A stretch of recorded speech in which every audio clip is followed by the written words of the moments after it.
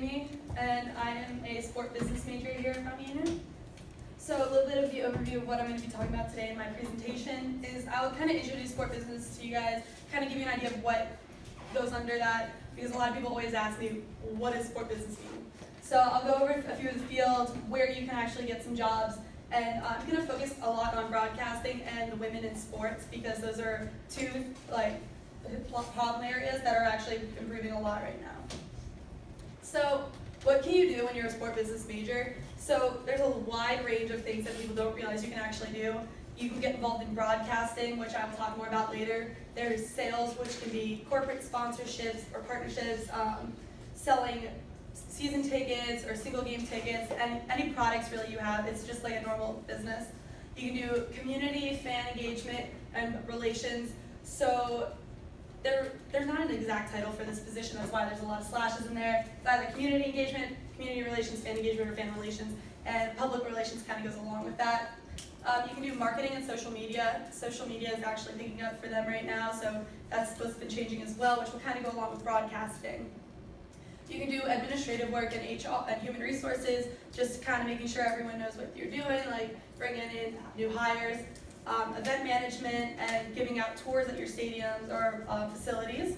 And then you have people who want to be scouts, agents, or even coaches. So the options are endless for where and how you, like what sports you can work in. You can work in anything. You can really work even table tennis, like badminton, all those. There's more than just like football, baseball, ice hockey, basketball. So I listed just a few. There are a lot more than that. And then some things that people don't realize that sport business includes is you can work at Nike. Disney's Wide World of Sports, so you can get jobs at Disney. Because Wide World of Sports actually hosts a lot of spring training and camps for professional teams.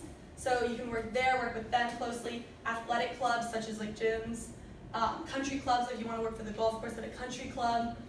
You have the Paralympics, the Pan Am Games, and the Olympic Games. So one of the main things that's been changing is broadcasting in sports. I actually got to interview someone who works in broadcasting, and he said broadcasting through the years has been completely different. He's worked in it for 30 years, and the only way you can really know what's changing is just by experiencing it.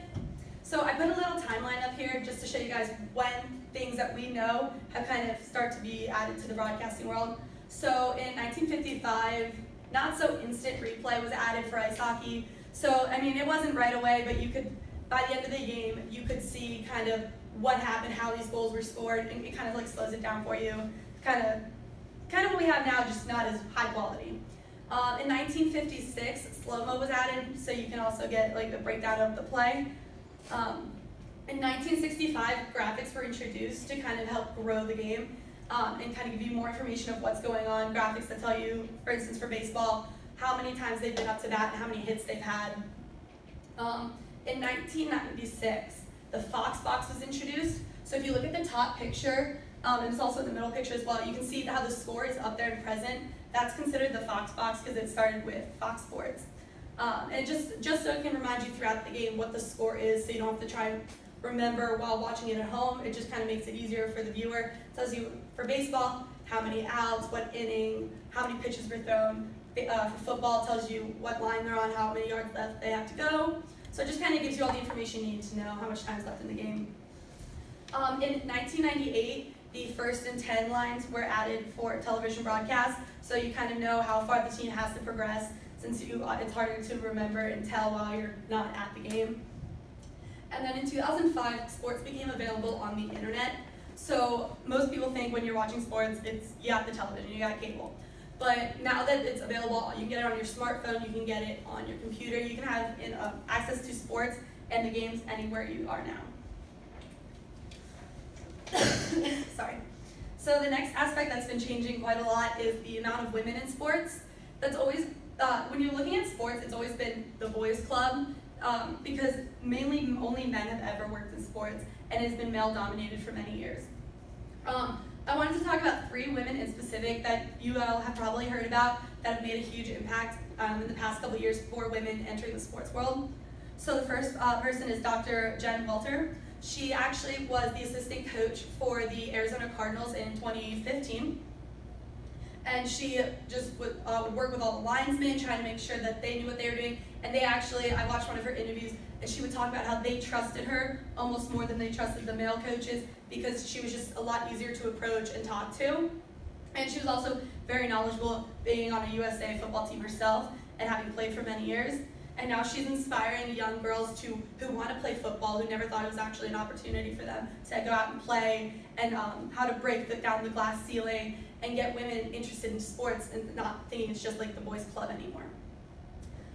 The next person I wanted to talk about was Shannon Easton. She was the first female NFL ref. So she first reffed the Chargers versus Green Bay Packers game, and since then she's reffed a lot of different games and even helped with some of the postseason games. She actually currently owns a company that will help train people to become refs in basketball and football, so they can continue to grow and get females interested in showing them that you don't have to be a male again. And then the last person I wanted to talk about was Jessica Mendoza, who a lot of you might have heard talk, actually seen her on TV. She's an analyst for ESPN. You see her a lot of times with Alex Rodriguez talking about the games, what's going on. She does a lot of coverage with the Softball World Series, because she was actually a college softball player at Stanford. It was an All-American all 4 years that she was there. So she really knows what she's talking about when it comes to sports. And within the past month or two, she was actually hired by the New York Mets as the baseball operations advisor, just to make sure everything is running smoothly behind the scenes. Because she's been through it all. She's been a player through it, and also seen the back from ESPN. She knows what it takes to run a team, and so she can assist in any way that she needs help, she's needed. She also does ESPN Saturday Night Baseball, so you'll hear her talk a lot.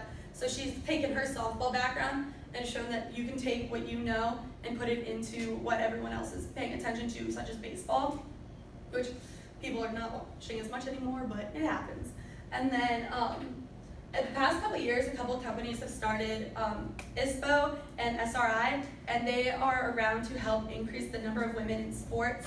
So within the past year, there's been an increase of 19% increase of women who've secured jobs in sports throughout Canada, China, Germany, Singapore, Switzerland, Australia, and the UK. There's been a 19% raise, and they are currently looking for it to go up again for next year. Just trying to make sure women know that there is a possibility for them to work in sports. And the main important part about that is that not just the fact that women want to work in sports, but the women watching sports and becoming fans and paying attention are also increasing, and trying to reach that demographic is hard for males to do, so that's why they want more females in the workforce. So just to recap on my presentation, there are many different options when you want to work in sport business. You never really have a choice, you can really get into any way. There's a lot of changes going on in broadcasting, and there's always going to be continuing to change with the different technology that's progressing. Women's positions are growing, and hopefully they're going to keep growing. They're growing, and they're going to keep growing, and set a path for the future so women don't have to worry about what their future holds. Thank you.